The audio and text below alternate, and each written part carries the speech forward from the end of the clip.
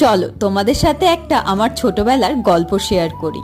আমার বাড়ি যেহেতু গ্রামেতে, সুতরাং গ্রামের বাড়ি মানে তার সামনে একটা বড় উঠোন তো থাকবেই থাকবে। আর আমার মায়ের গাছের প্রতি নেশা তো রয়েইছে। প্রত্যেক বছরই আমাদের উঠোন ভর্তি হয়ে থাকতো এই দোপাটি চারায়। কিভাবে শোনো তাহলে। এই কোথাও থেকে একটা গাছ ধরো জোগাড় করে এনে লাগালো, আর তাতে যে বীজগুলো হতো ওইগুলো পাকলে দেখবে একটু টাচ করলেই ছিটকে যেত বীজগুলো চারিদিকে। আর ওই গাছের বীজগুলো ফাটাবার জন্য আমি তো অস্থির হয়ে থাকতাম।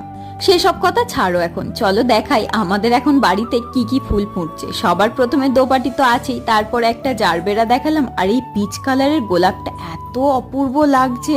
দেখলাম বাড়িতে মা বেশ অনেকগুলো ভ্যারাইটির গোলাপের গাছ বসিয়েছে। শুধু গোলাপই নয়, লাল, পার্পেল কালার, অরেঞ্জ কালার অনেকগুলোই। পরে যখন ফুল ফুটবে ওই গাছগুলো তোমাদের সাথে শেয়ার করব। আজকের ভিডিওটা এখান পর্যন্তই। Thanks for